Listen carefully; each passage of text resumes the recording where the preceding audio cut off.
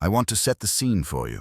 This is not just a court battle. It is a struggle over the soul of the Department of Justice. What we just witnessed is the United States Supreme Court stepping in, not in favor of a political ally, but in defense of institutional limits. And in doing so, it effectively ended what had become a civil war inside Trump's Department of Justice. It all began with Alex Jones, the InfoWars provocateur, begging the Supreme Court to save him from a massive $1.4 billion defamation judgment. That judgment was not a whim. It came after years of repeated lies, bullying, and harassment by Jones, claiming that the Sandy Hook massacre was a hoax and that the grieving families were actors in a political plot to take away guns.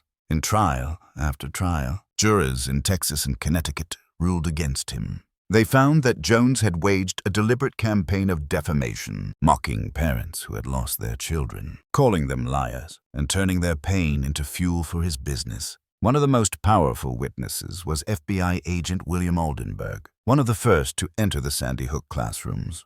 He described scenes no one should ever see: the silence, the blood, the faces of the children. His testimony was raw, emotional, and human. But instead of compassion, Jones and his followers targeted him. They called him an actor. They harassed him. They made him a villain for simply telling the truth. When the judgments came down, Jones tried everything to avoid paying. He declared bankruptcy, shuffled money between shell companies, and tried to hide assets under fake names. And when that failed, he went to the Supreme Court, claiming that his lies were protected under the First Amendment. He wanted the court to believe that defamation, harassment, and cruelty were somehow acts of free speech. But on October 14, 2025, the Supreme Court shut the door. No review, no special treatment, no escape. The judgment stands. Alex Jones must pay. That decision alone would have been historic. But what happened next revealed something deeper, something dangerous. Inside Trump's Department of Justice, a political earthquake began to shake the foundations of power. At the center of it was Edmartin, the man Trump had chosen to lead what he called the weaponization taskforce. In theory, this group was supposed to investigate political bias within the government. In reality, it had become a weapon itself, aimed at Trump's enemies and critics. Right after the Supreme Court's ruling, Martin sent a letter to Christopher Mattei, the lawyer for the Sandyhook families. In that letter, he implied that FBI agent William Aldenberg might be under criminal investigation. He demanded information about whether Aldenberg had financially benefited from the lawsuit against Alex Jones. The letter was written like a threat, not an inquiry. It read as if the Department of Justice itself was now targeting the very man who helped expose Jones's lies. That move crossed a line. Within 24 hours, Deputy Attorney General Toddbanch, the number 2 official at the DOJ, intervened. He called Martin personally and demanded that the letter be withdrawn immediately. Blanche reportedly told Martin, "Why pick a fight that only embarrasses the department?" Martin was forced to retract the letter and issue a statement saying there was no investigation. That single exchange exposed the deep fractures inside the department. Trump's loyalists, like Edmartin and Attorney General Pambondi, were building a shadow structure inside the DOJ, one that answered more to Trump himself than to law.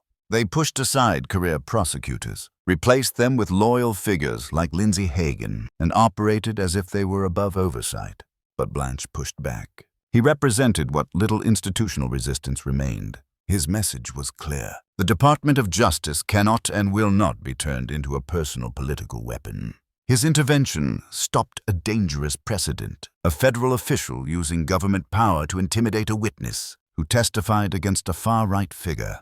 And here is where it gets even more complicated. Martin's actions were not an isolated mistake. He had a long history of pushing conspiracy narratives. He defended January 6th rioters, praised extremists who compared themselves to Adolf Hitler, and even staged bizarre public appearances, like showing up outside New York Attorney General Letitia James's home, wearing a trench coat in the middle of a heat wave, as if performing for cameras. This is who was empowered inside the Trump Justice Department, a man who treated political theater as law enforcement. So when Blanche told Martin to back down, it was not just about one letter. It was about drawing a line in the sand. It was about saying, no, this department still belongs to the law, not to loyalty. And it is important to see how the Supreme Court's decision fit into this story. By rejecting Alex Jones's plea, the court not only affirmed accountability, it also removed the last excuse for figures like Martin to act as if Jones was some kind of martyr.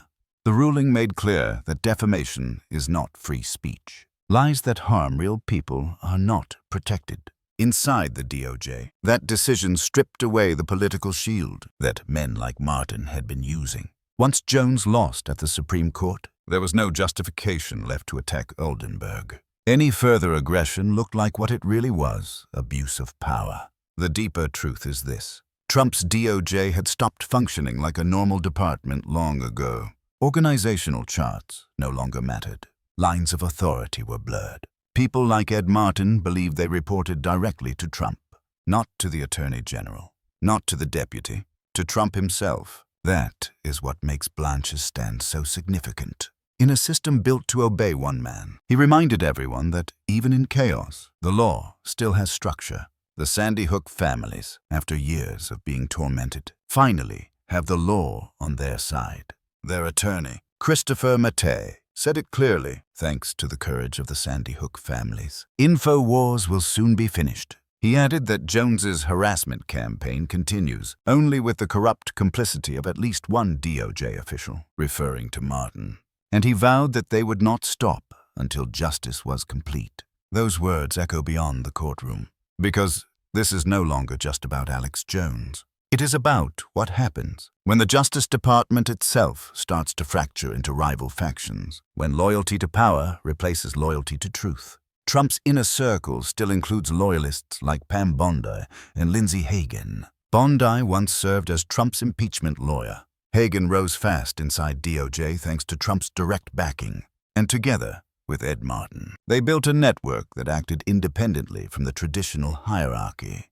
Prosecutors who refused to play along were sidelined. Career staff who objected were replaced. But this time they overplayed their hand.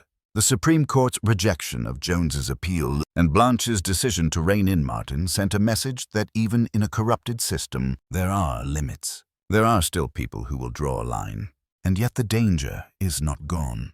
As long as individuals like Martin remain in power, the idea of justice itself is at risk. Because when the Department of Justice becomes a weapon, democracy becomes a target. So, what happens next? The Sandyhook families will pursue every asset Jones has. His media empire will be dismantled piece by piece. His bankruptcy protections will crumble. The families will finally collect what the courts awarded them, not because of vengeance, but because of accountability. Meanwhile, inside DOJ, the struggle continues. Trump's loyalists are furious. They see Blanche's actions as betrayal. They are already lobbying to have more control, to bypass the Deputy Attorney General, to act in secret. It is a slow-motion power struggle between law and loyalty. And for everyone watching, this moment is more than a headline. It is a warning. The Supreme Court can end a lawsuit. It can silence Alex Jones, but it cannot repair a system that allows such internal rebellion to exist in the first place. That requires vigilance from the people from you. The Department of Justice is supposed to defend the law, not destroy it. It belongs to the people, not to any president. The Supreme Court has done its part. It ended Alex Jones's long crusade of lies. It closed the legal door he tried to force open. And in doing so, it exposed the cracks inside the Justice Department. Now the question is whether America can hold that line, whether the system can survive the weight of loyalty politics and still deliver justice. The war inside Trump's DOJ may have started as an internal conflict, but its outcome affects every citizen who believes in law over power.